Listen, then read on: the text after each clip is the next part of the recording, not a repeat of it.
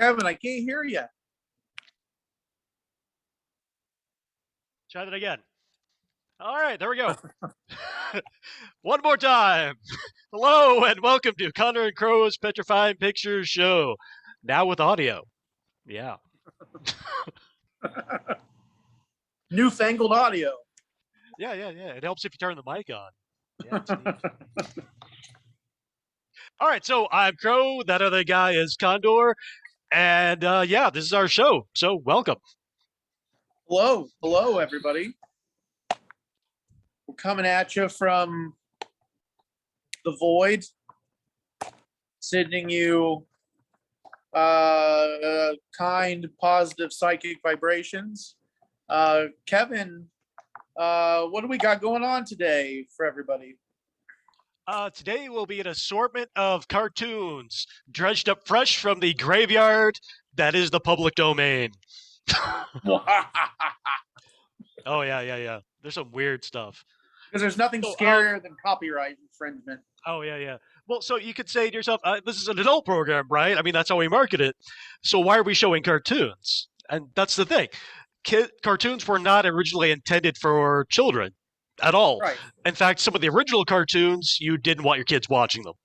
We won't be showing those. Yeah.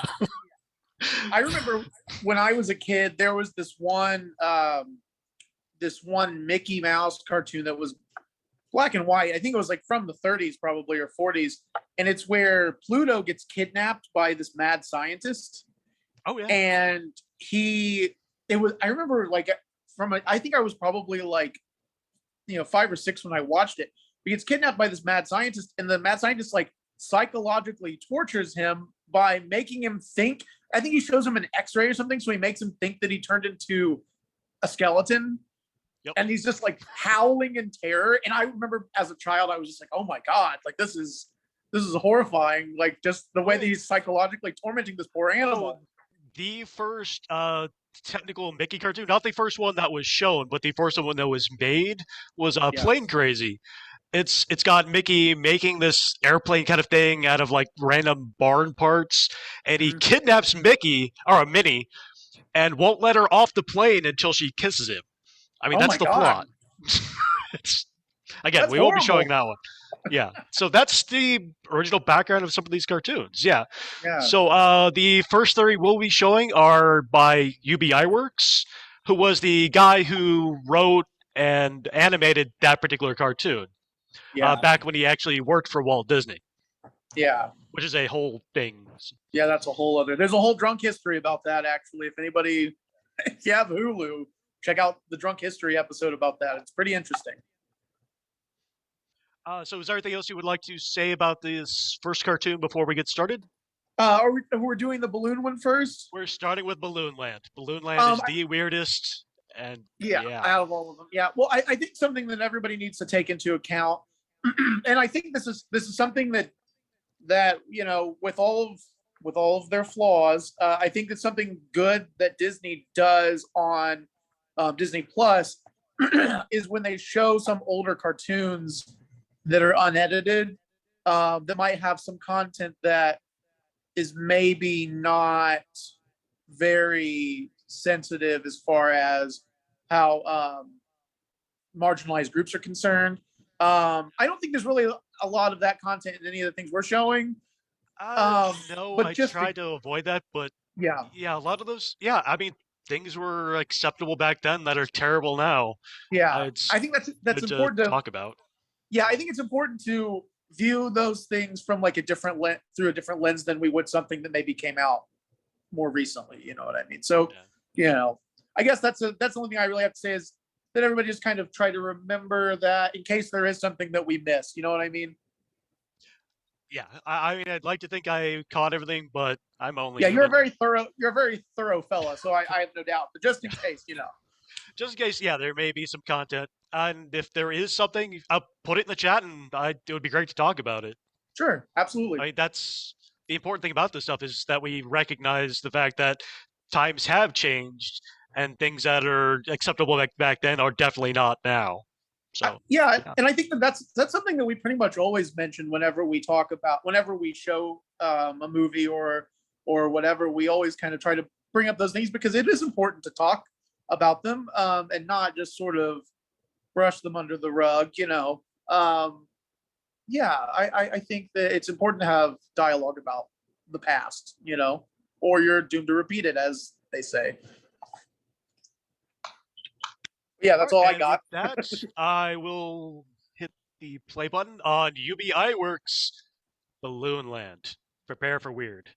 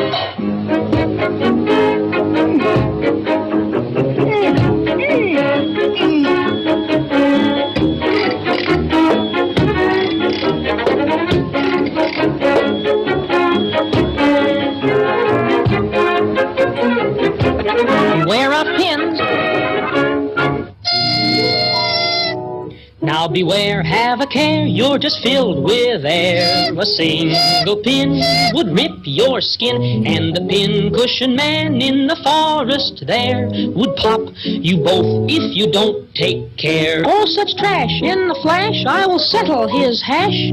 I'll bust right in and twist his chin. I'll get rough, I'll get tough, I'll just call his bluff. Oh no, please, oh please don't go. Oh, come on. I'm coming.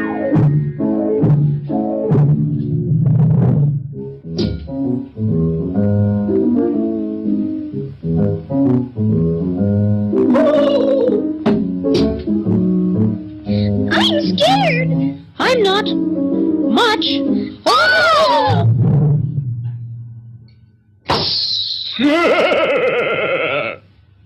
I'm the old pincushion man, terror of Balloony Land. Folks all hate me, how they hate me, tickles me the way they rate me. Always have a pin at hand, that's the reason I am panned. How I stop 'em when I pop 'em.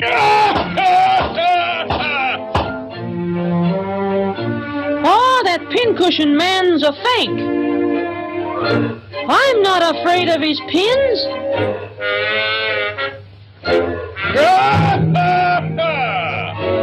So you're not afraid of pins?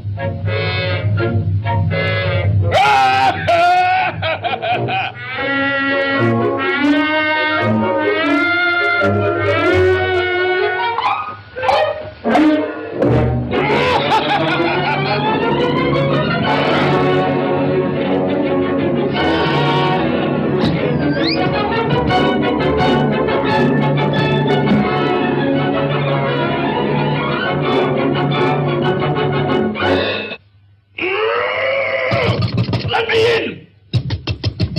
Let me in! I'll get mad in a minute!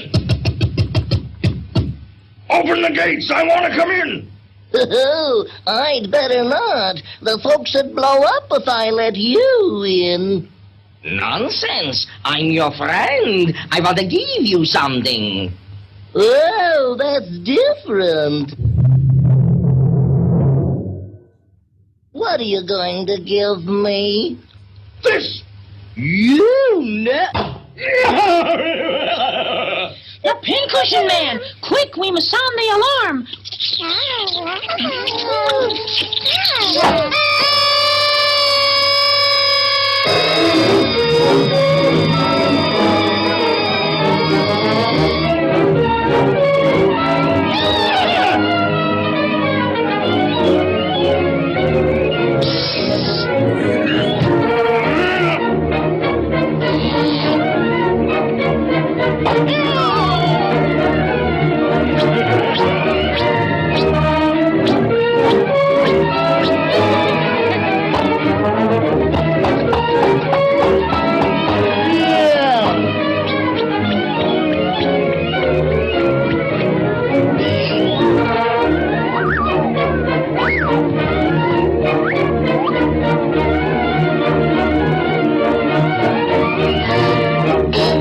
The Pincushion Man! Holy smoke!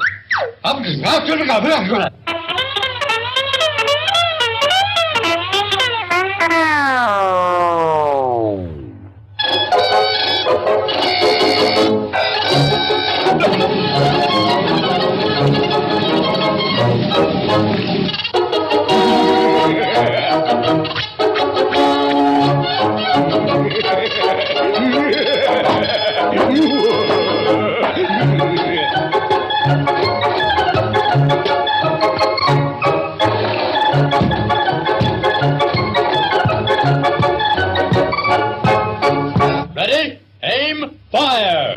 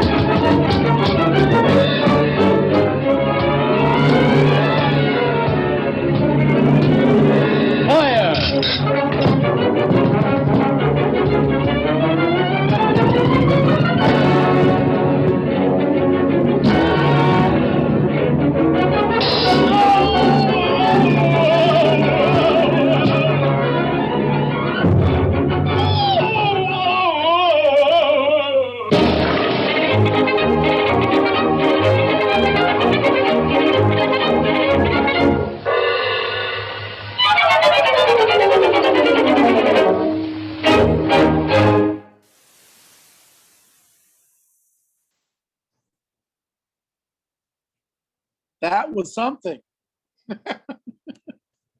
You're muted again. Aha, there we go, back. All right, so yeah, that is definitely one of the weirdest cartoons I've ever seen. I've seen a lot of cartoons, and that thing is just weird. Yeah, but you have to say I like the character design.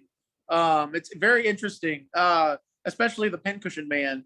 How he was like a safety pin, but with, you know, I also feel like some aspects of like how his face looked when the pin, like when he like moved it away, was almost sort of like bird-like in a way. I don't know. I thought Like it was a, interesting. yeah, like a vulture or something.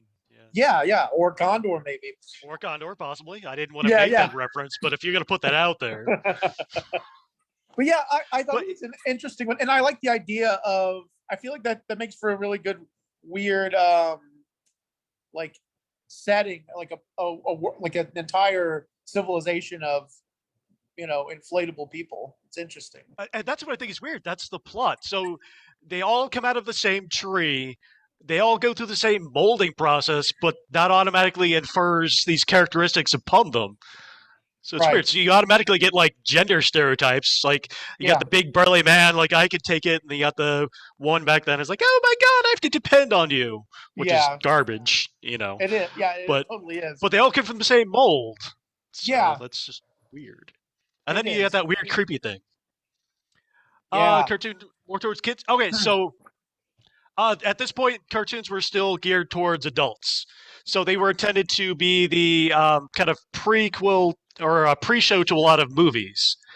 Some of the later things we'll be showing were sort of around the time they started to gear towards kids, but I don't think this was one of them. No. Yeah, because this would be terrifying. Serial killer Pincushion Man going around just stabbing people to death with his. Yeah. I don't know if I would show this to kids, but you know, it's not. I mean, it doesn't really cross the line entirely, but it's still, there's this monster in the woods stabbing people.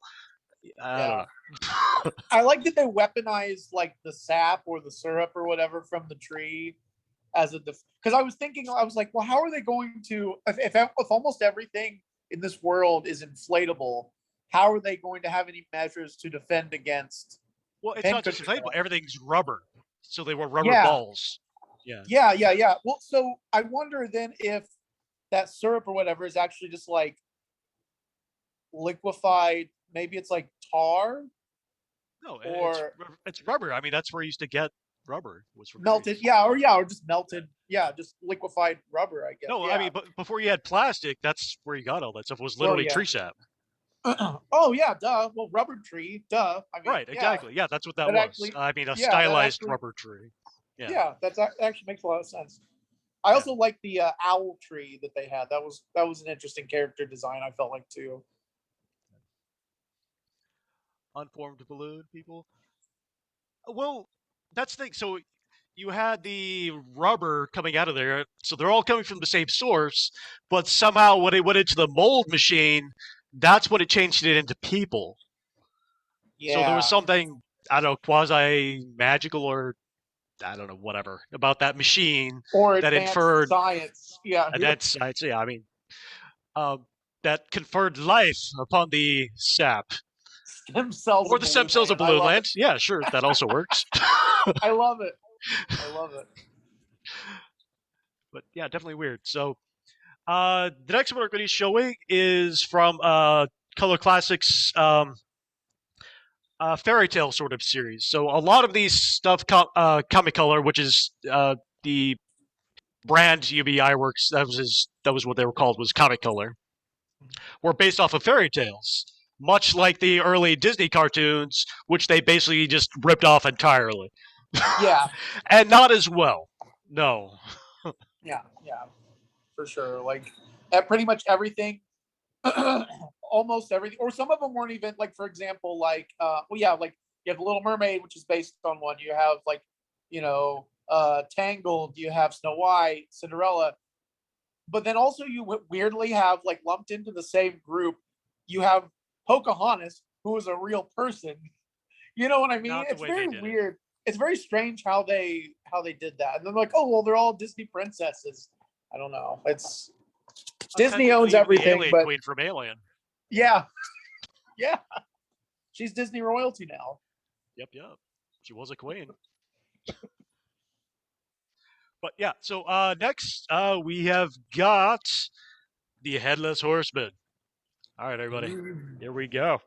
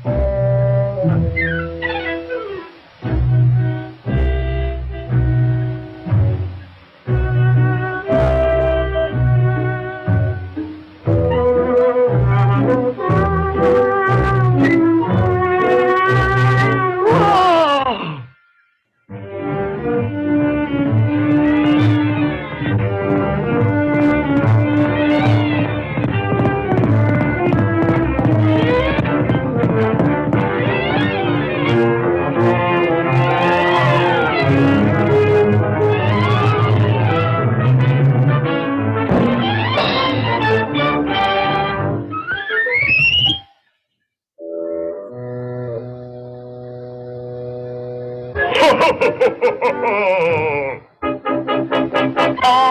bong, bong, bong, bong, bong, bong, bong.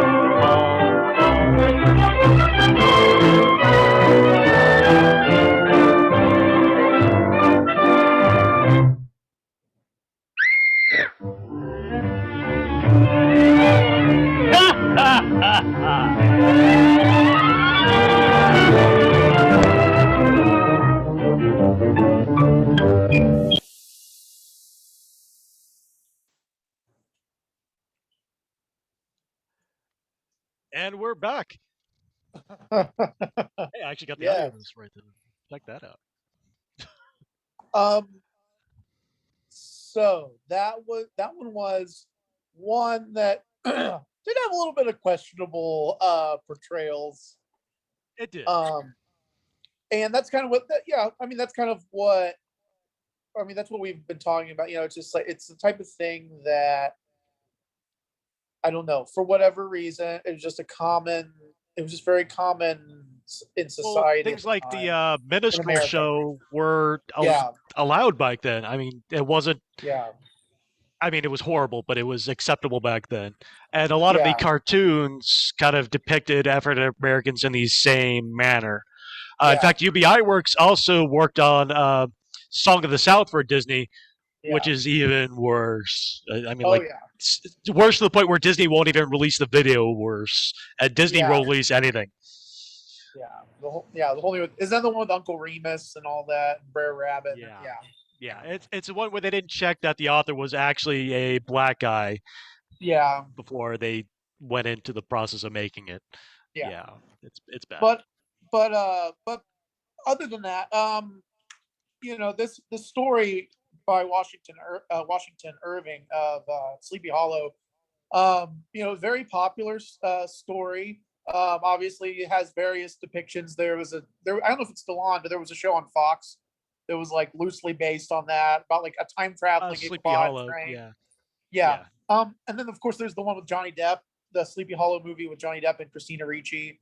But also Washington Irving is responsible for creating the false version of Christopher Columbus, the sort of heroic version of Christopher Columbus that was erroneously taught in schools for decades. And it's weird. It's very weird because he pretty much he came out with Sleepy Hollow and that was a hit. People really liked it. But then like he didn't really, they were like, hey, what's your next thing gonna be? And he couldn't really come up with anything. He had a hard time. Well, he So was he's creating like a American folklore, like Yeah. the same kind of thing as like Paul Bunyan and Pecos Bill. He was creating these kind of iconic characters. He just Yeah. chose somebody really terrible. Yeah, exactly. Yeah. Strange choice on his part, but who knows what was going through his head at the time. Yeah, I don't know. But it's interesting to me that we have this version of Sleepy Hollow, but then there's also the Disney version that's usually paired with Mr. Toad, The Wind in the Willows. Yep. Like I think the one that's on Disney Plus is paired with, it's like a double feature kind of thing where you Well, that's watch the thing. it. So a lot of Iwerks stuff was literally clones of Disney stuff. Yeah. So Yeah. he was an incredibly great animator, and he invented a lot of the techniques that a lot of other cartoons used without giving him any credit. But left to Yeah. his own devices, he just wasn't as good at Walt at creating content. He just wasn't. Yeah. Not as original. He was a lot. Yeah. I mean, when it came to that, you have some people who are idea people, and you have some people who are better at getting it physically done, or doing the dirty work, I guess you could say. And that's actually what led to him leaving Walt Disney Studios in the first place. He was used to not getting paid.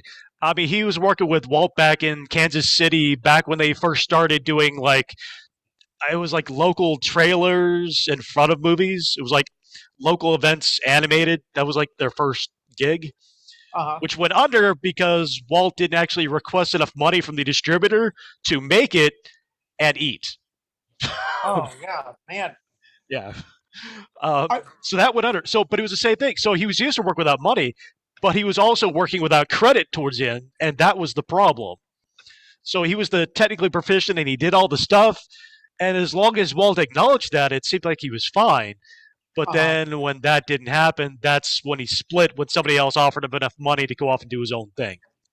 yeah. Well, I wonder if they are responsible for the, the let's all go to the lobby, that little animated. I wonder who did that. Because that looks like their style, you It's know the what I same mean? sort of concept. So most cartoons in the first place weren't an animated feature by themselves. That was, I mean, Disney did the first one of those, but it was meant to Yeah. be just kind of a, yeah, let's go out and get some snacks. There's a brief intermission coming up, and we're gonna keep your kids entertained while you're getting seated and all that. That's all cartoons were supposed to be. Yeah. A distraction. Right. A distraction from the horrors of reality. Yeah, I mean, literally, yeah. I mean, that's why a lot of those companies went under is because they were getting paid like nothing because nobody really cared about them. I mean, the distributor Yeah. just wanted, here, give me like a ton of these that I could slap out on there and before the actual movie starts that people are paying for. Yeah. It wasn't as prolific as it eventually became, obviously. And like, yeah, I feel like it was very probably seen as being very niche, like I don't know. It's a different time. It's so strange to think of how well, it's interesting because things sometimes come full circle and how like a lot of people within our generation still enjoy cartoons and things of that nature. And it's like it's kind of funny because that's what, like you said before, that was the original intention. Yeah, it was meant for You know, adults. was Yeah. it was for adults. So it's interesting. And you have shows like there's some shows that sort of transcend generations, like for example, like Adventure Time, came out on Cartoon Network um, during normal cartoon hours for children, but so much of it appeals to adults, and there are like sort of adult, like under the radar sort of jokes occasionally, and it's interesting. It's very interesting. Oh yeah, Scooby Doo, Oh, Garfield, definitely. Yeah, oh, yeah. The Oh, Ren Oakmonks, I still want to get that on DVD or Blu-ray or something. That show was just weird. Oh yeah, I love Ren and I'd Ren and Stimpy. Stimpy I own because that's just classic. What's that? Oh, Ren and Stimpy? I Oh love yeah, that yeah, show. yeah, and then the Again, not really kid friendly, which is why it eventually got canceled because yeah, the writer animator just kind of went, yeah, he didn't want to change. So yeah, I John understand Kay. that. He's Yeah. not a good guy anyway. But that's a tale for another time. But Also, real quick about Ren and Stimpy, yeah, there was a lot of stuff. It wasn't very kid friendly when it was on Nickelodeon. It used to come on. I think it was like the second to last show that would come on Snick, which was like the Saturday night Nickelodeon. yeah, yeah. And it was the second to last thing to come on because after that was Are You Afraid of the Dark, which was like a sort of like Goosebumps. I think it might have come on. Yeah, the Electric Fence. Yes. I think it might have that's come. not a lesson you want to give to kids, or Yeah, no. maybe you do. Well, I mean, it I might don't know. be. I mean, it is a good advice. I mean, it's an important life lesson. Yeah, we're gonna learn. Whether you They need can like learn a the hard chihuahua way. teaching you that, I don't know. Yeah, but real quick, they actually did do a completely adult-oriented version of Ren and Stimpy in the like early 2000s because I guess they thought, and it was on Spike TV when Spike TV was a thing, but it was not popular. It's like I think it's because the people that loved Ren and Stimpy so much didn't really think it needed to go any further than it did as far as like the content. They didn't need to have Ren and Stimpy Well, no, it was the swearing fact that and it things like straddled that. those boundaries, and that's what made Yeah, it what it that, was. that was the appeal. Yes, and they didn't need Yeah. to, go one way over than the other. They didn't need to make it more kid friendly or more adult friendly. It was fine the way that it was. But yeah, I could go on. We could do an entire show about Ren and Stimpy, but now's not the time. But we're not. We're going to go on to our next one, which is Aladdin and the Wonderful Lamp, also by UB Iwerks. And here we go.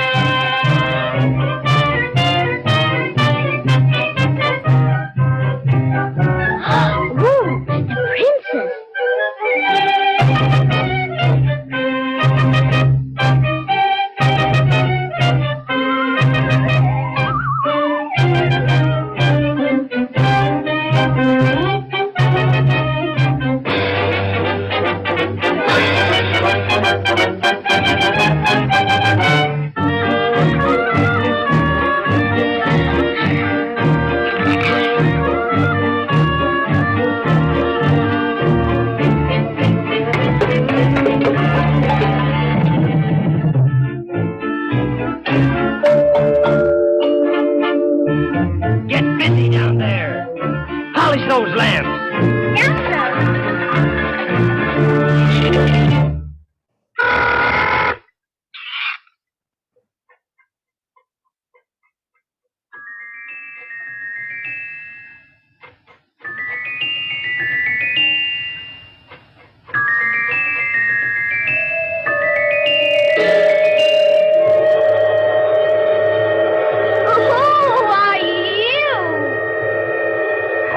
Slave of the lamp, my master.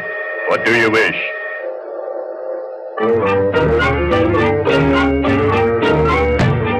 A magic lamp. It's colossal. You mean I can really make a wish? Anything you want. I wish I wasn't without some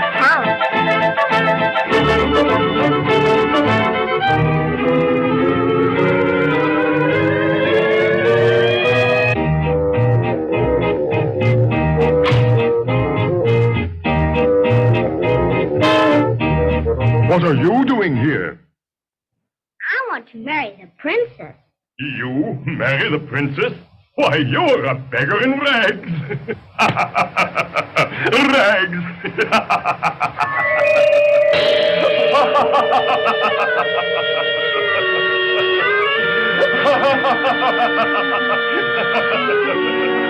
Rags. Rags. What can you offer my daughter?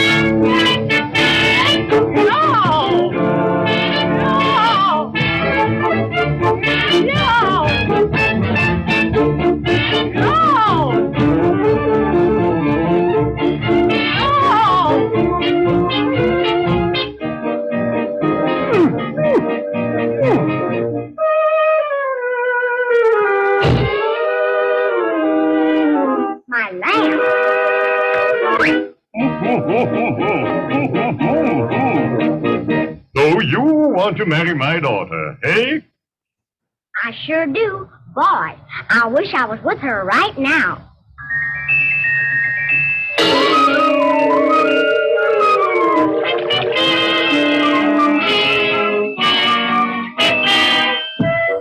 Pardon me, princess.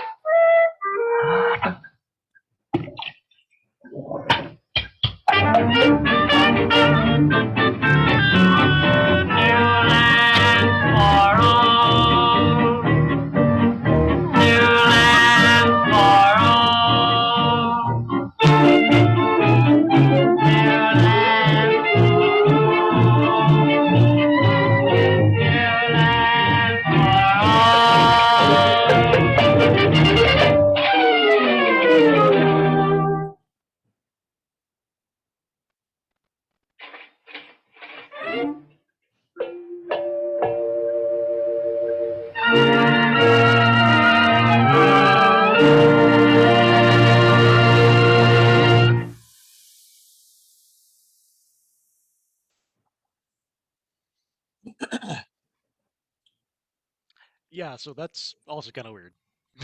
Yeah, well, I was just thinking about how that one, sort of like how we were talking about Iwerks, like sort of taking ideas from stuff that Disney did. Well, then obviously this one came out before the Disney Aladdin, which Oh yeah, there are yeah, definitely. clear differences, of course, um, but then again, even then, that was taking from Well, it was taken from or- Arabian Nights, yeah, usually from specifically Arabian. Richard Burton's translation of the Arabian Nights. But a Yeah. lot of companies did that, just like a lot of them did, like Goldilocks and the Three Little Pigs and all those.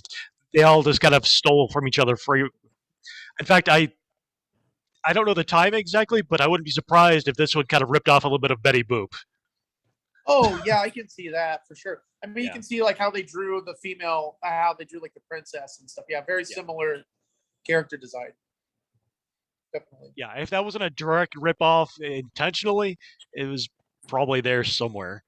Also, really quick, I want to mention something. Jumping back just for a second to Sleepy Hollow, was that Clark Gable in the when Katrina was like fantasizing for a moment? Was that the I guy? think so. Was that Yeah. Clark Gable? Wasn't he in? Wasn't he the? Is that the name of the guy from Gone with the Wind? Is it Clark Gable? Oh, I don't Tiffany know. says yes. Okay, then yes, we'll go with that. Yeah.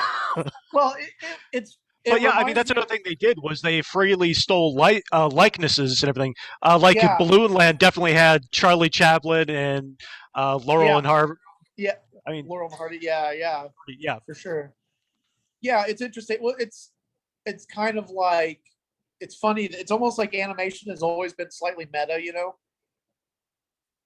well these days I'm pretty sure you have to pay for a likeness. Back then it was kind Yeah. of like nobody has any rules. Ha ha. Yeah, that's something that's one of those few things from the olden times that I actually kind of wish was still. I wish people weren't so litigious. I guess. Yeah. Well, that whole collective conscious for a lot of things. I mean, it did make it kind of cool. Yeah. Yeah, I think so too. Like there's I don't know which Iwerks cartoon it is, but there's an obvious Mickey Mouse. I think it was one of the first ones he did with his frog character. There was a mouse running around doing stuff, and it was definitely kind of a I'm doing my own thing now, Walt. And yes, I'm pretty sure. Yeah, when Simpsons does stuff or South Park does stuff, I'm pretty sure they have to find some kind of arrangement because those characters are trademarked. They can't just use them without impunity. Well, now Simpsons probably doesn't have to because they're owned by because Disney owns Fox now. Oh well, yeah. I mean, But if South Park, they're all owned by 'cause the same company, then maybe not. Yeah. right? But South Park, I think Comedy Central is owned by Paramount. I think, but I know South Park literally has Mickey Mouse at not like an XP of him, but like literally Mickey Mouse, but like the worst version of Mickey Mouse you could possibly imagine. In some of the newer seasons, he's in it and he's just like this ruthless, he's just the ruthless CEO of Disney. Well, so that's the thing. So it depends on which version of Mickey they use. So technically, Mickey is almost in the public domain, depending on which version of you use. So the very first one, the Steamboat Willie, his version will be free to the public domain technically in 2 years. However, it should have already been in the public domain, except for the Digital Millennium Copyright Act, which Disney completely paid off some guy to push that through. Yeah, that's. But yeah, so the version of Mickey that doesn't have the gloves, and I think his eyes has to have just like black dots. But there's a certain way of doing it that will be completely free to the public, and they might be drawing upon that, or maybe they're just paying whatever the fine is. Which, Yeah, considering how much money they make now, yeah. yeah. Well, Yeah. they might be able. Well, I mean, South Park's been around for a long time, and they have a lot of, I'm sure they have a lot of capital. But even so, I can't imagine Disney Going being. against the mouse? Yeah, I can't imagine Disney being okay with that. You know what I mean? Well, that's the thing. There's probably like a copyright fine fee, and they just kind of write a check and go, Yeah. and now I'm going to make Mickey do things. Yeah, I can see that because the stuff that Mickey does on South Park is not. Basically, it's the type of stuff that would make Walt roll in his grave or roll in his. And he was very protective of what you could do with Mickey, because the character Mickey became associated with Walt himself, so that's why he stopped appearing in movies, because it wasn't the original version of him became so ingrained with Walt that you couldn't show Mickey without showing Walt in a bad light. Yeah, you can see that. He was sort of overshadowed by his own monstrosity. It became his alter ego. I mean, literally. All right, so up next, we're going to move on from UB Iwerks into Color Classics, which is Matt Fleischer's series, and here we go. The first one is going to, actually the only one we're going to show from Color Classics is Cobweb Hotel. And here we go.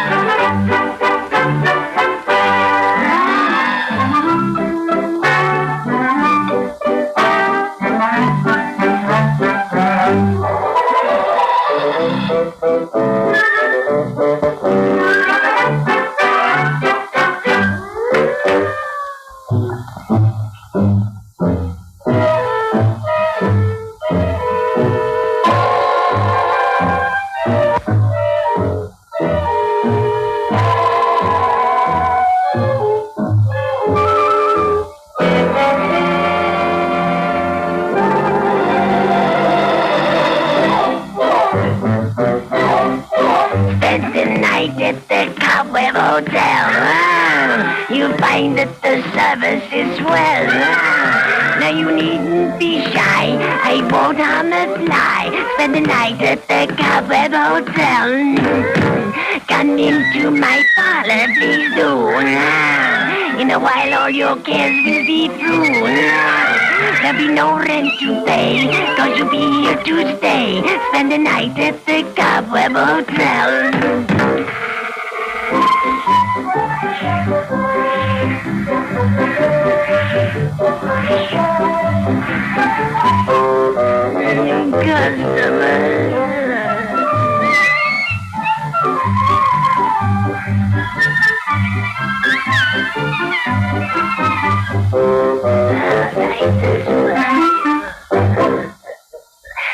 The register.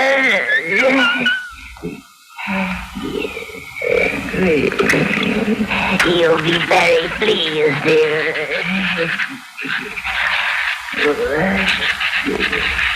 Newlyweds. Thank you. Now make yourselves at home while I prepare your room. I'll be right back.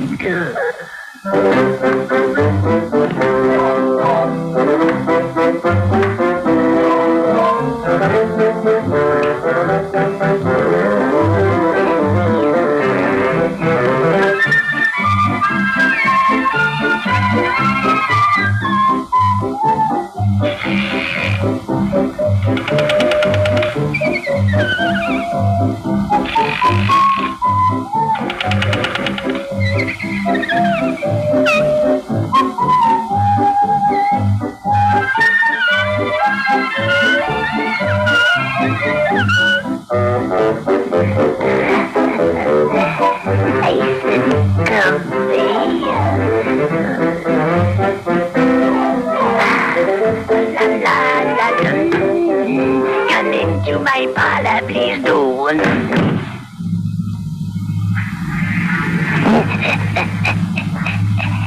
Here is your sweet.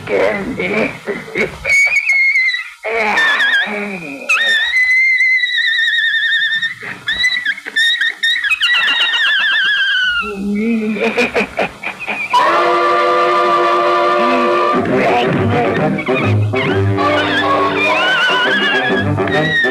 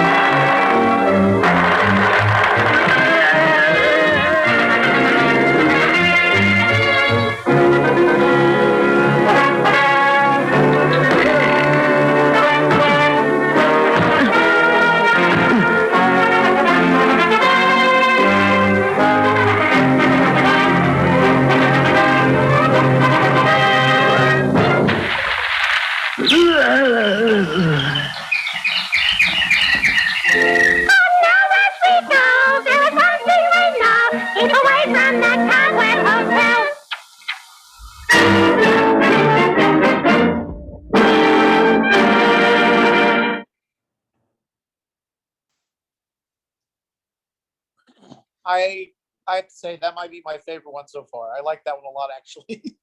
It's cute.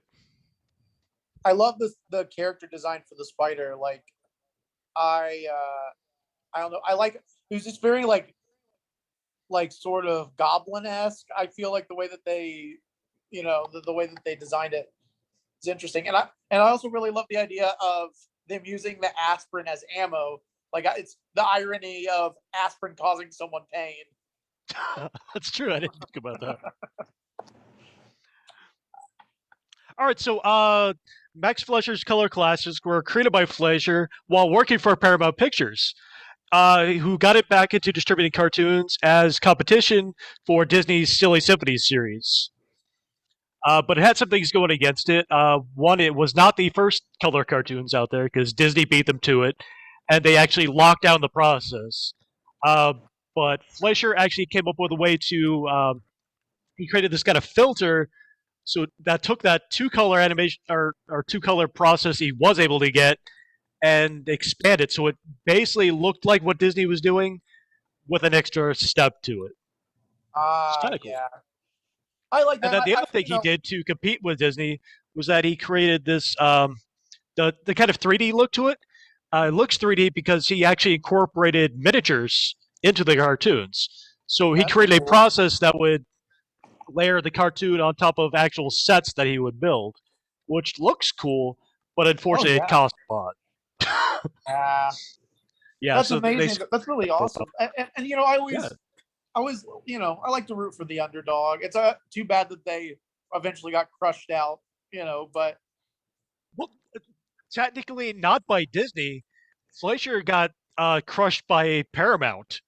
Yeah. Oh, yeah. Oh. Oh, yeah. Yes. So his company started out in New York where he lived, and then they gave him a bunch of money to move to Florida because Florida didn't have union rules.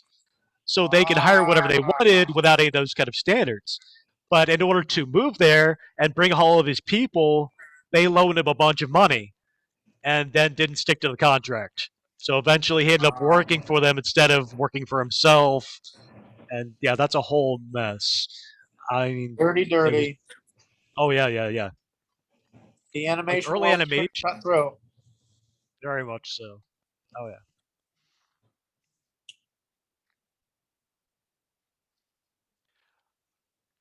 What do we got going on next? Is next let's see. So our next one is also going to be by Fleischer Studios when he worked for Paramount before he got kicked out by Paramount. So this is going to be yeah. So this is going to be I Don't Scare, a Popeye cartoon. And here we go.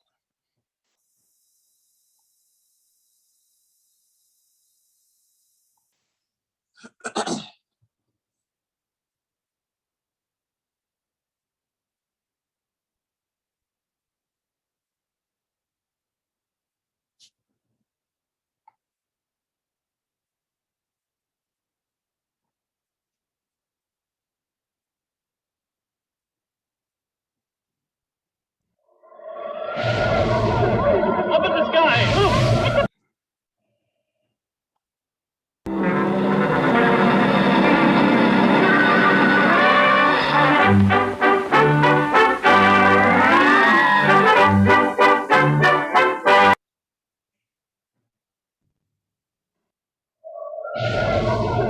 Up in the sky! Look!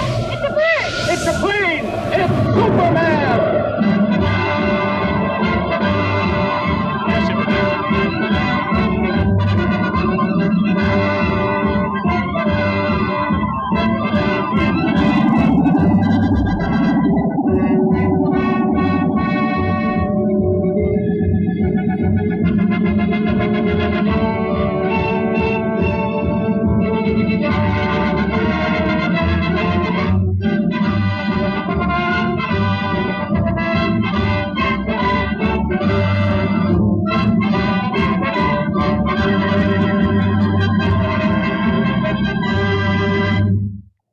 Faster than a speeding bullet, more powerful than a locomotive, able to leap tall buildings at a single bound, this amazing stranger from the planet Krypton, the Man of Steel, Superman.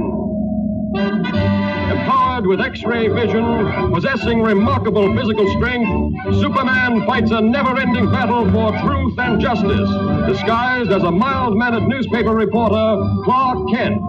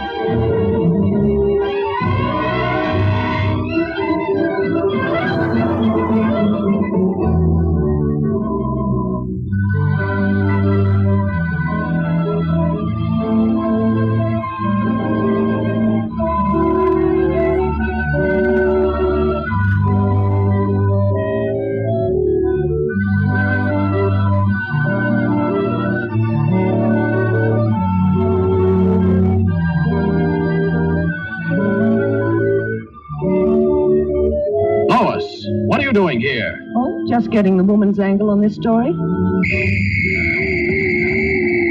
The mechanical monster! Look out!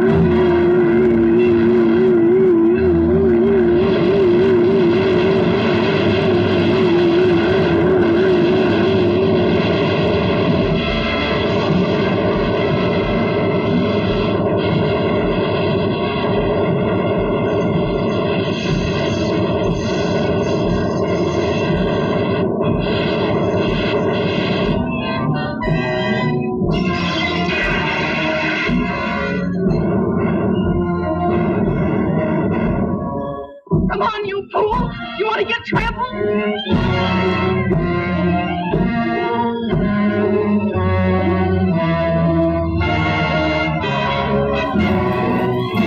Now you wait here. I'll phone this in.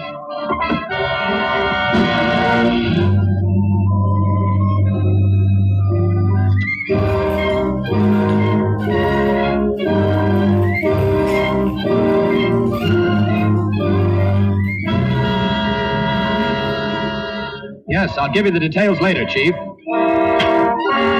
right, Lois. Lois!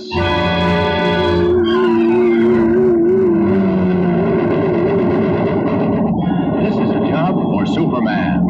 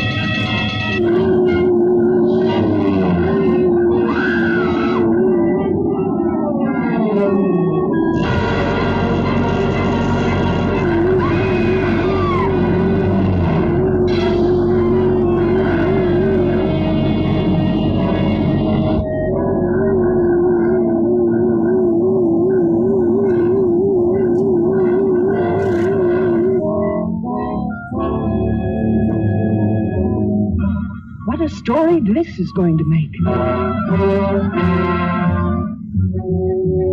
The jewels. What have you done with the jewels?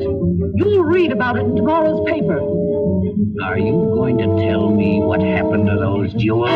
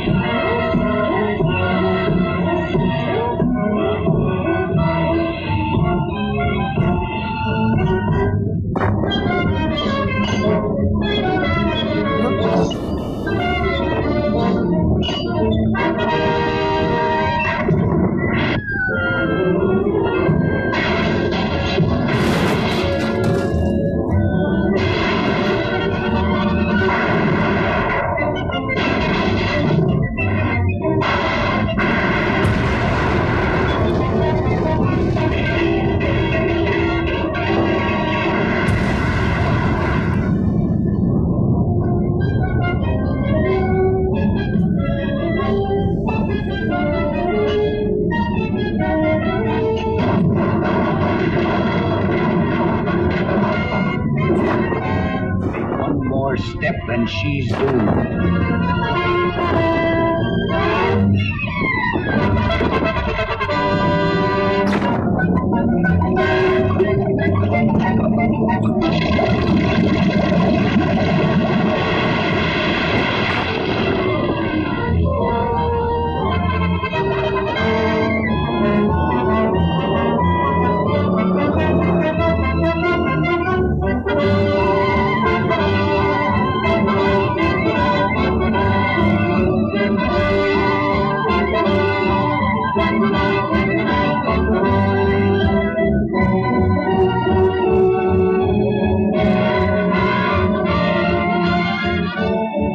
That's a wonderful story, Lois.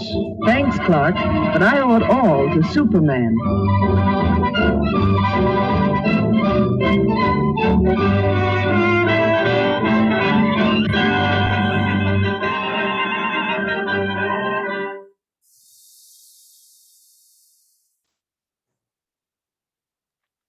Okay, so obviously that was Superman and not Popeye.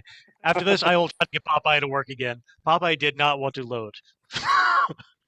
Different strong man. Yeah, so the Popeye and Superman cartoons were originally the creations of famous studio productions founded by Max and Dave Fleischer before they were bought up by Paramount Pictures. So Fleischer Studios became Famous Studios, which became Paramount Cartoon Studios. And at that point, because Paramount owned the name, when they tried to open up their own studio again, they couldn't use their own name. Oh, man. Yeah, and then Paramount burned the records. Jeez, that's some diabolical supervillain like level stuff right there. Man. Yeah. Ah, what a dirty game animation. Oh yeah, very much. So.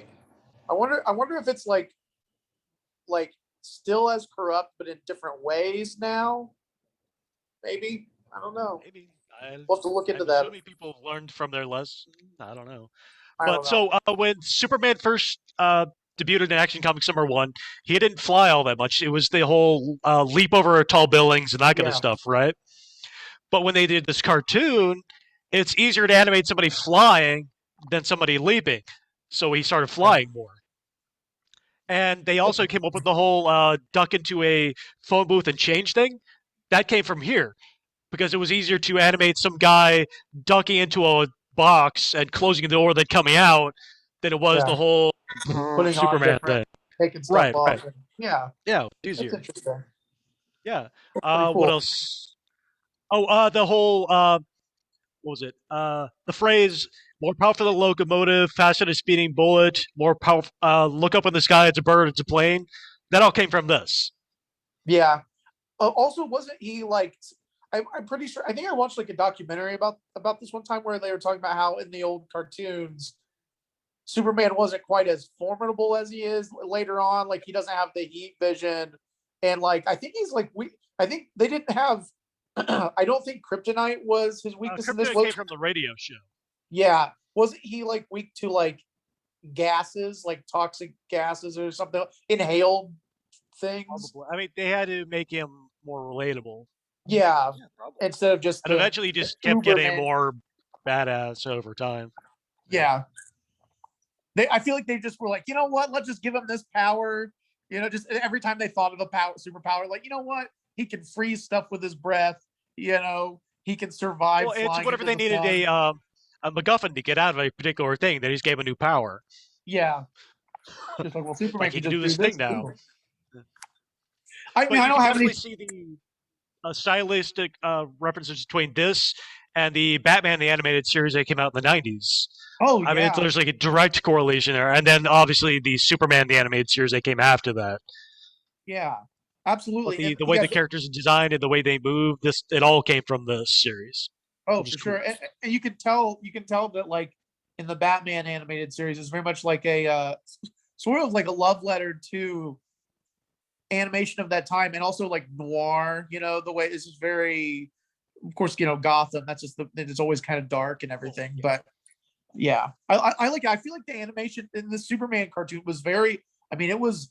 I feel like in a lot of ways, I mean, it's ahead of its time. It was very beautiful the way that they did it. That was the thing. So when Fleischer was asked to do this based on the popularity of the Popeye series. He kind of proved that he could do this stuff, but they wanted something more mainstream. And he came back and said, yeah, I could do this, but it's going to cost you like, I think it was like 3 times as much as my other cartoons because I'm going to have to make it more realistic.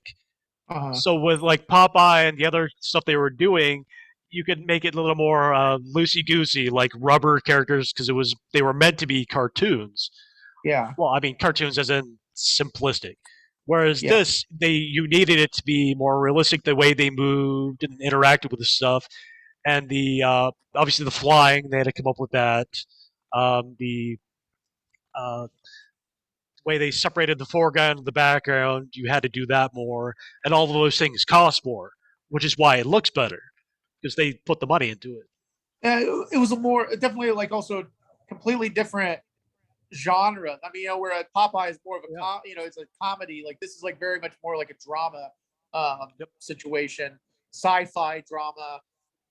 Very cool. I want to know if they ever made a Superman versus Popeye crossover. That would be pretty cool.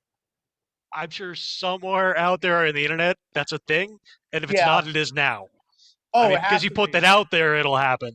That's just the way the internet works. Yeah, that's true. Once it's out on the internet, it's forever. A thing now. Somewhere, it's a thing.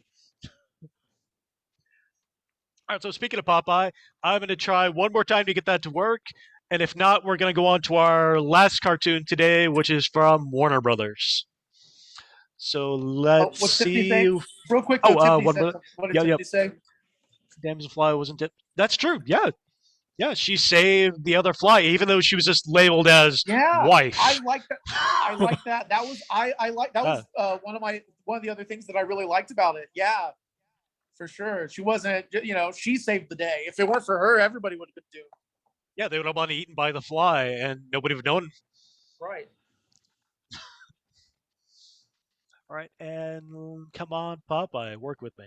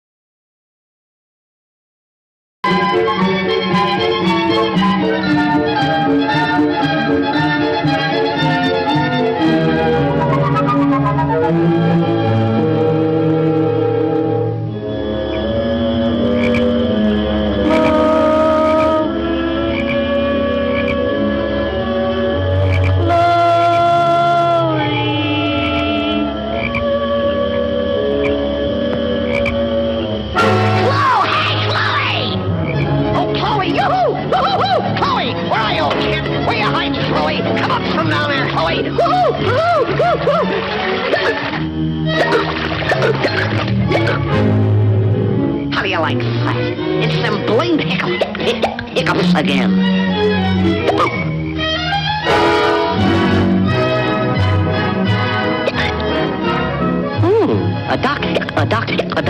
A physician. Yeah, he can't cure the hiccups though.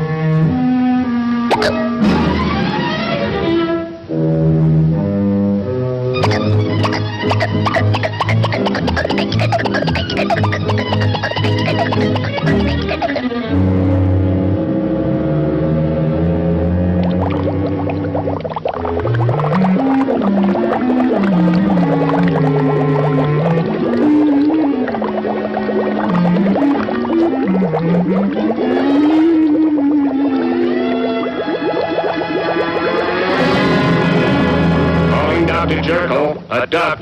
Calling Dr. Jerko, a duck. Calling Dr. Hey, jerk! Yes? Duck! Ik say day and upday with the hiccups say.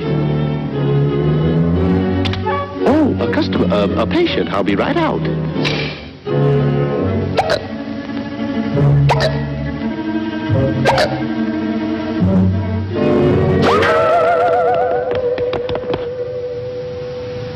Put him up, I'll sucker in a puss. That's all, Doc. I'm sick of your mess.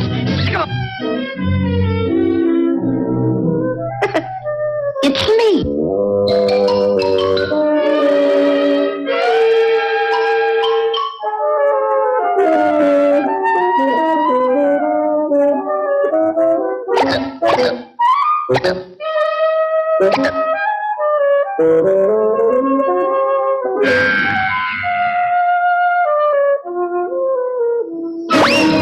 Hey, what's your big idea? You can't do this to me, I tell you.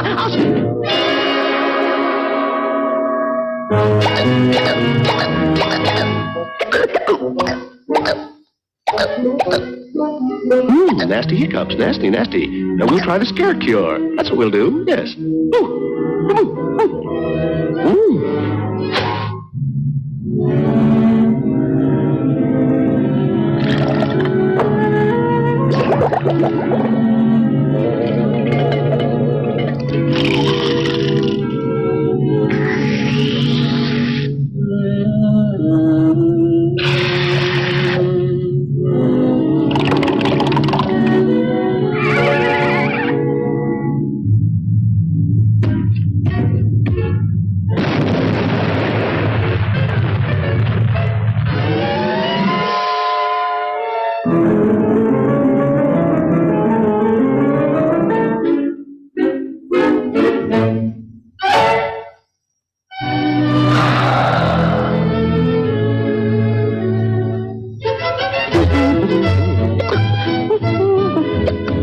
Where'd the little guy go, chum?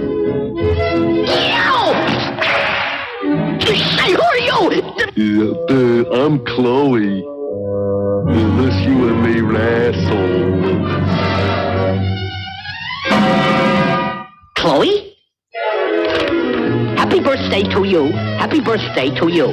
Happy birthday, dear Chloe. Happy birthday to you. Stop. Signed, Frank and Stein.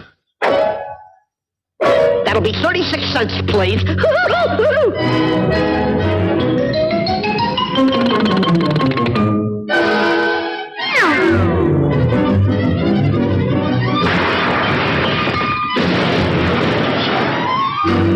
When you hear the tone, the time will be exactly 10:02.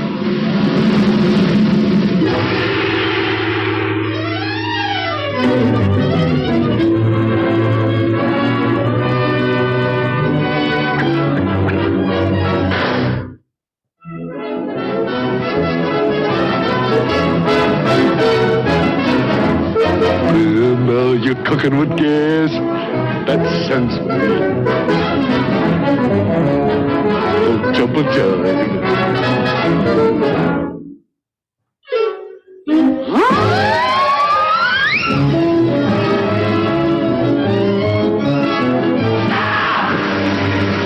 Stop that lazy, sluggish feeling. Truck. There they go! It's Rosso Day. No! It's Hey, Doc. What's cooking?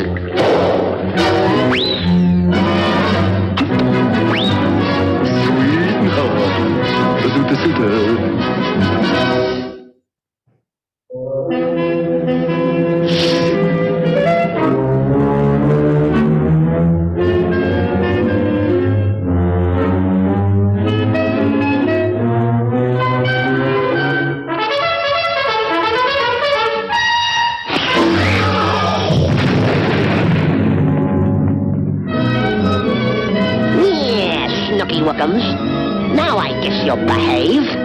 Uh-huh. You don't know me very well, do we? You don't know me very well, do we? Oh, you broke my little head! Oh, you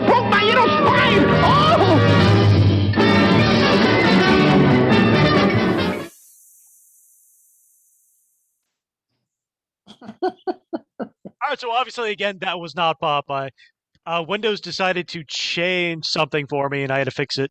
I think it'll work after this, maybe. So I still want to talk about Popeye. But Daffy Duck was created by Tex Avery for Warner Brothers short Porky's Duck Hunt, which, I mean, makes sense. He's a duck. Yeah.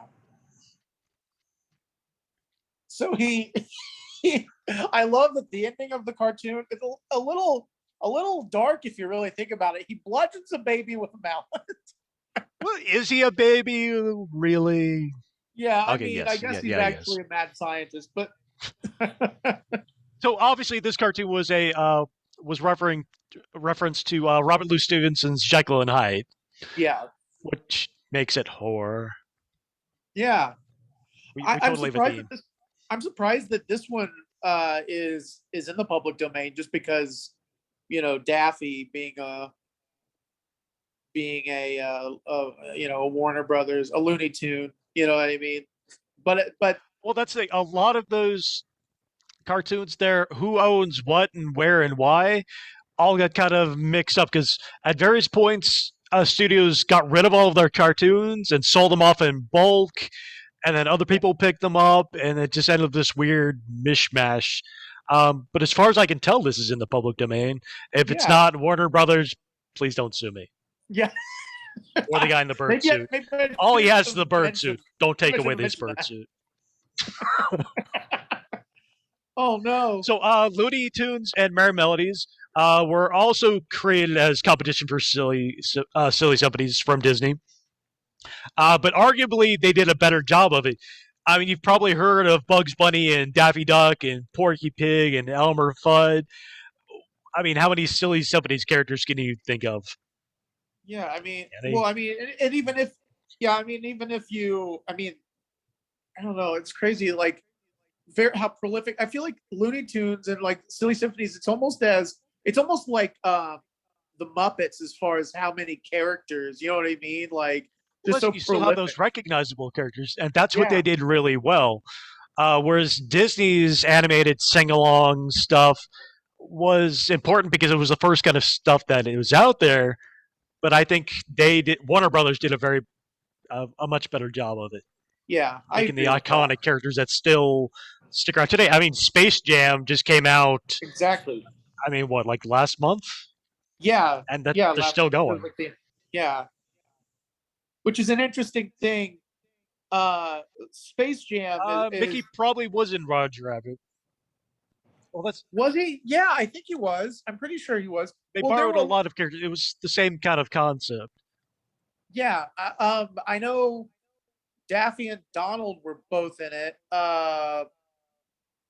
Porky Pig is in the end of it. I'm trying to think of what other Disney characters. I know like a lot of like what's the not Pete's Dragon, but there was like a Disney dragon cartoon way before that. Was it the Reluctant Dragon or something like that? I don't know that one. I don't know, but there were a lot of old Disney, like very old Disney cartoon characters. Roger Rabbit. No, Roger Rabbit was Disney. They had some, but they had. But it did have some Warner Brother characters. Yeah, it had characters from all kinds of stuff. I think Betty Boop was in there, which would be technically Paramount.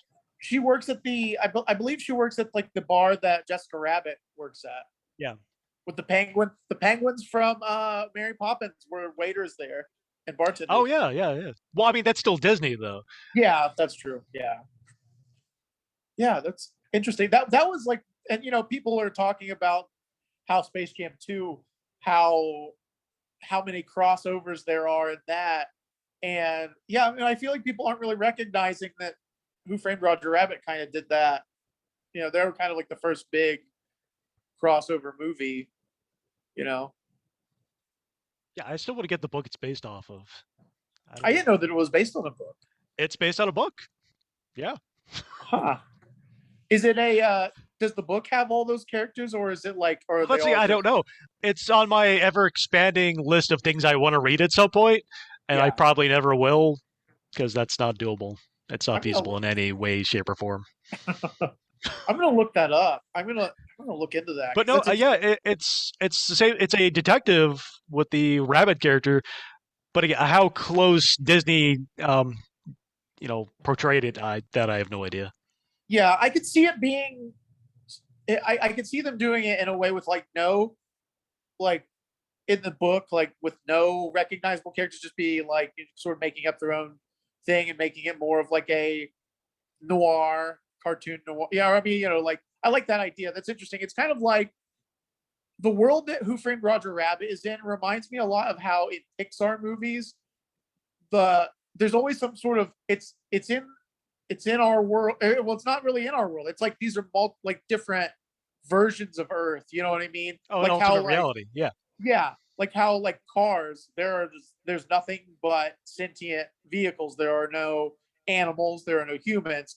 Or right, they don't explain it. That's just the way that universe works. Right. Or right. In Zootopia, it's like everything is in modern day, but there are just no humans. It's just animals have evolved into the, to be anthropomorphic, and but that's kind of it's, I don't know, I like that. It's interesting. It's almost like those movies are all like a Twilight Zone episode. You know what I mean? Kind of. Maybe not. Maybe that deserves further explanation, but we don't have time for that right now. We don't. Who Sets the Driver? Yep, that's it. Yep. Yeah, looks at it. Someday I will read that book. Not today, because my reading pile is gonna kill me as is. You're a I prolific can't justify another one. Bibliophile, after all. It's bad. Okay, so I'm gonna try one more time to run Popeye, and if that doesn't work, then we will wrap this up. Sounds good. So one more time. Come on, Popeye, because Popeye's interesting. I want to talk about it. Yeah, for sure. Popeye is interesting. All right, and here we go. That's all, folks.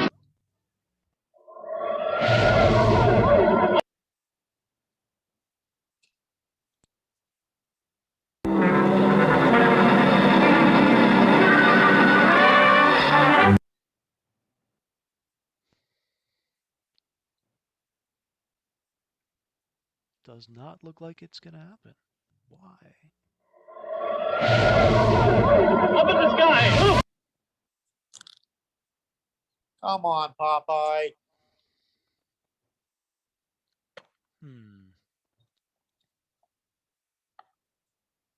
Let's try.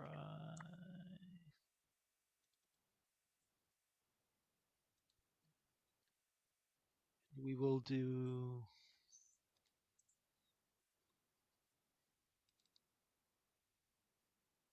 Oh, wait. Why did it do that? Okay, so we're in. Wait, play and. There we go. Or not. I don't know if that's showing or not. I don't know if the sound is. It's not showing in the little screen. It's just. All right. So much for Popeye. Oh, well. Okay, well, so there we go. So why Popeye was born? All right, we'll just go with that. All right, so Popeye started out in Betty Boop cartoons to try the new character. The Fleischers had acquired the rights to from King Features Syndicate newspaper comic strip. Thimble Theater. So there's some differences between the cartoon and the comic. This whole spinach thing was not in the comic. He actually rubbed a wiffle chicken, whatever a wiffle chicken is. That is how he got his. But he didn't gain strength; he gained luck, and that enabled him to do whatever it was he was doing. So that's one difference. It's an interesting power. Yeah, it's power. But the one thing I definitely thought was cool was that Popeye is gender amphibious. Oh, yeah? Amphibious, yes. So, meaning that he's capable of being both mother and father to Sweet Pea. Huh, yep. Well. That's a thing. Yeah, so in the comics, he calls himself Popeye the Sailor. The man part, so Popeye the Sailor Man, was added in the cartoons. Oh. Check that That's out. very interesting. Yeah. That's an interesting choice. Yeah. So he got the powers from the Wiffle chicken, the luck powers, not the strength powers that were in the cartoon that apparently you get from eating spinach. I never figured out what the spinach thing was. Like, why spinach? Maybe to like encourage kids to eat their vegetables or something like that.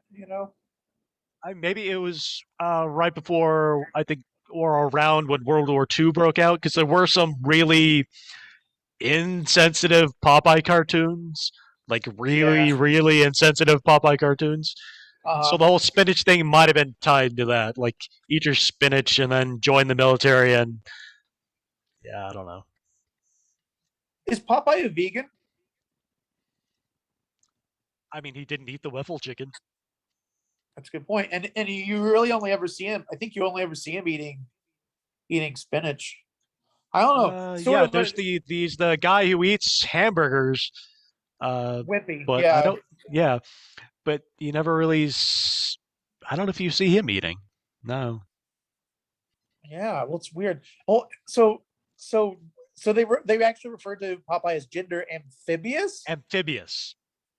Yes, that is the actual thing. So, well, then you'd think that they would have. Well, I guess they butched him up in the later on, like you said, with the Sailing Man, because I was gonna say, like maybe they should have had somewhere Popeye dresses, kind of like how Bugs Bunny would occasionally dress up like he does in the comics. Yeah. I'm saying in the cartoons, to disguise himself from Bluto or whatever. I mean, I haven't exclusively watched Popeye cartoons, but I don't think that comes up. Yeah. No. But he was kind of progressive in the comics anyway. They just didn't transition that to the cartoon itself. Yeah. They didn't like kids having ideas like that. Man in a dress? Never met so much. That ain't the American way. Popeye and Superman are now both owned by DC Comics, the direct competitor for Marvel Comics, which is owned by Disney. Just to tie everything back again. Yeah, it's weird. Everything comes full circle. Well, they really need to do a Popeye Superman crossover. They did a Ninja Turtles Batman crossover. Why not do Popeye? They did. I mean, nobody cares about Popeye anymore except for, I guess, us. I mean, we're talking about Popeye, but pretty much. That's why I want to talk about it, because he's got all these weird, cool things. It's an interesting character. For some reason, the cartoon will not load, which is sadness. Did you ever see the Popeye musical movie with Robin Williams? Yes. Yeah. And Shelley Duvall. Yeah, surprisingly not horrible. But it's Robin Williams. Yeah, I mean, if anybody's going to pull it off, it would have had to be Robin Williams. Absolutely. But that's such a weird. It's such a weird movie. Man, it's such a strange idea too. Like, who's like, you know what? We're gonna make a Popeye musical, and we're gonna have. But who else would play? There's no one else that could play Olive Oil, I think, but Shelley Duvall. Like, she looks. I mean, you know what I mean? Like, she has the build, and you know what I mean? Like, that was just the perfect cast. I mean, and Robin Williams was such a chameleon, so I mean, he could be he could do anything. But yeah, Popeye is like one of those characters that it's kind of like, how a few years ago they did like a Peanuts movie, and I remember at the time I was like, why? Like, who?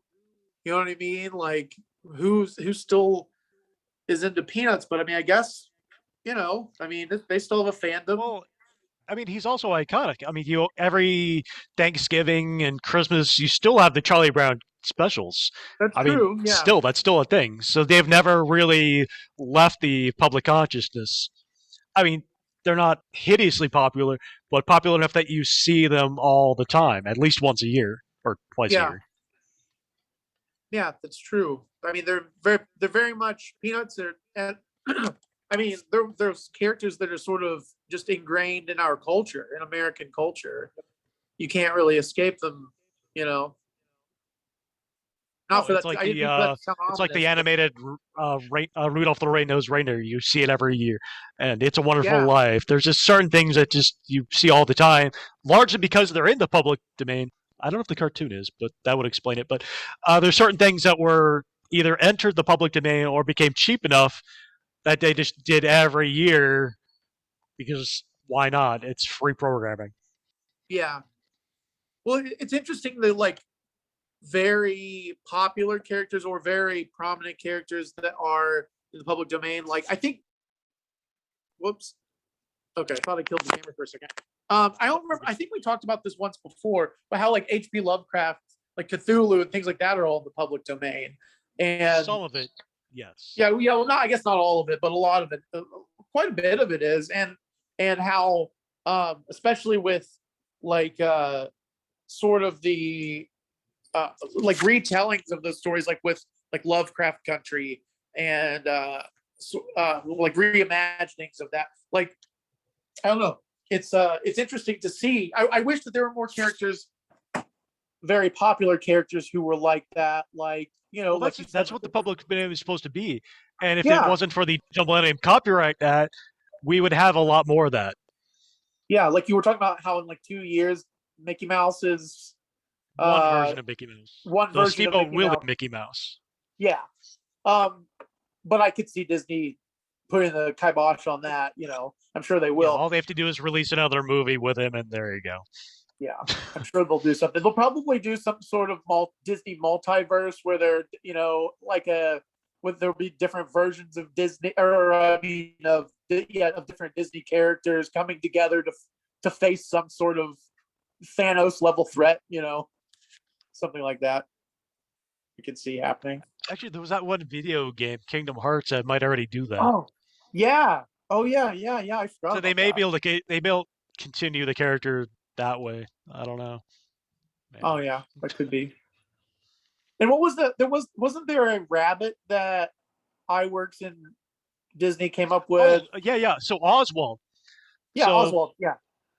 So Oswald was their answer to, hang on, what's his name? Something the cat. Felix. Felix the cat. Yeah. So Oswald was basically Felix the cat with ears and no tail. Yeah. But they lost the rights to Oswald when the company that was distributing it didn't want to pay Disney anymore. So they actually, because the distributor owned the character and not Disney, the distributor hired all of the artists and took Oswald and went off to do their own thing.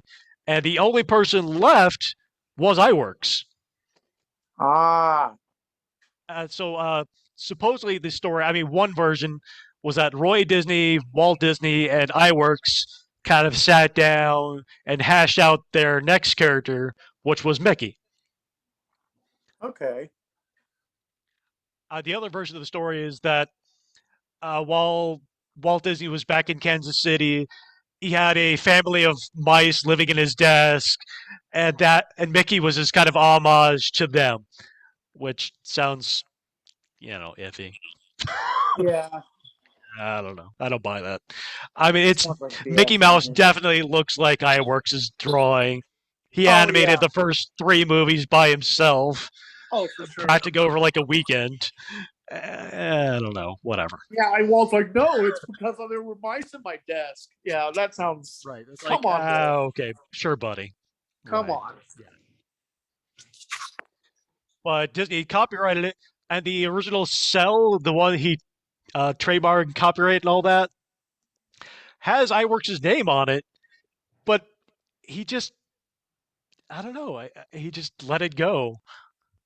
So he originally owned a part of the company, but when Pat Powers paid him off to join his own company, he sold his rights in the company for what he paid for it, and that's it. Man, so many dirty dealings. Well, he was just that nice of a guy. He was like, well, I don't want to hurt you guys. I know you're always short of money, but these guys are paying me to do my own thing, so I'm going to do the right thing. And that's why his stuff is in the public domain and Walt Disney's isn't. Yeah, I feel like the obvious power dynamic in that friendship was messed up. I mean, I think Iwerks was probably. I feel like he had a lot of anxiety, probably, and maybe he just really was, like you said, just legitimately such a nice guy that he just didn't want to make any waves. Craft. Yeah, he cared about the craft. He that didn't was want to his make thing. any Yeah, waves. he just wanted to animate and get recognized for it, which isn't that much to ask. And apparently that was the problem with working for Walt Disney, is that because his company went bankrupt so much, he took a lot of that onto himself, which is admirable, but he also took all of the credit onto himself, which people were not as happy with. Yeah. Well, that's understandable. I mean, kind of pulled a Steve Jobs there, or Steve Jobs pulled a Walt Disney. Same basic. That was a lot of that was going around. A guy named Sullivan did that with Felix the Cat. He wasn't the guy who was actually drawing or animating or anything, but he owned the character and was not shy about taking credit for everything. Yeah. So it was the same kind of relationship between. Yeah. I wonder who owns Felix the Cat now. I don't know. There was a really weird psychedelic Felix the Cat cartoon. Like it was actually Felix the Cat the movie. I don't know. Have you ever seen that? It wasn't Felix, but it was basically Felix the Cat, the one X-rated cat movie. No. That's Fritz the Cat. That's the Robert. Oh, okay. No. Different. That's another show. One? Yeah, we're not going to talk about that one here. No. But Felix the Cat, there was a movie. I actually remember watching it when Disney Channel used to show movies that were not necessarily owned by Disney. I mean, they would still show their own original, shows. But I remember that they played like the old Hobbit cartoon, and they did one of BFG. Right. And but there was a Felix the Cat one as well, and it was very 80s. I think it was, if I remember, I think it was Otto Mesmer was the guy who did the actual animation. I think after Pat Sullivan passed, he went back and started doing his own thing, or maybe his kids. Somebody related to him is what I think it was. Okay, yeah. And jumping back to the very briefly about the Fritz the Cat thing, that was animated by who's the guy that did Wizards? You know what I'm talking about, don't you? Yeah, I know the cartoon. Who's the guy? I'm trying to think. Man, it's right at the tip of my tongue. I'm gonna have to look it up really quick. I'm disappointed in myself for not immediately knowing this, because he did a lot of animated movies in the 80s, 70s, and 80s. He did, of course, the Fritz the Cat, Robert Crumb, cartoon, and then, but he also did Ralph Bakshi. Bocce, or is it Bocce? Bocce. Yeah. Yes, exactly it. Yeah, he did Wizards, which is like a post-apocalyptic sci-fi. It was more of a science fantasy, I guess. Yeah, because they have wizards, but then they also have like weird science stuff. But yeah, like Bocce, he did that, and he did like a few adult cartoons. Yeah. But that's what the sort of the Felix the Cat movie that came out like in the 80s was very similar. I mean, it didn't have any adult situations or anything like that, but it was like a similar style of animation. And that's sort of like weird psychedelic, a lot of like synth music and things like that. I don't really know where I was going with this other than we were talking about Felix the Cat, but well, that's how all these things go. They just end up somewhere. Anyway, we're almost out of time, so for Tiffany. Yeah. Thank you, Tiffany, for thank you for being here and putting up with us. Yeah.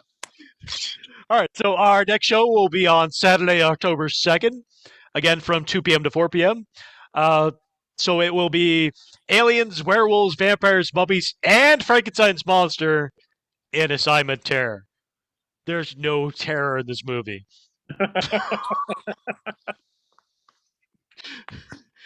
It's literally like they made a Monster Avengers, bringing everybody together from various places. Yeah, I love and then that doing nothing with it.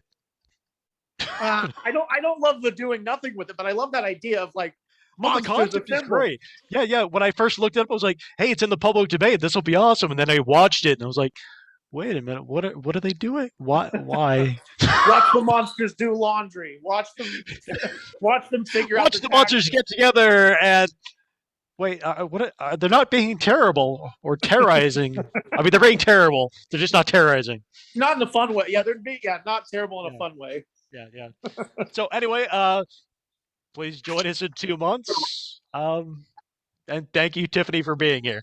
Yeah, and also Tiffany, we have a YouTube channel this is going to be on there. Yes, this is going to be hopefully. Ideally, after I hit stop and test it out. Yes. Excellent. So and the other we have our other shows on there as well, don't we? Yeah. So that's the idea is to whenever we have one of our shows, we're going to upload it afterwards.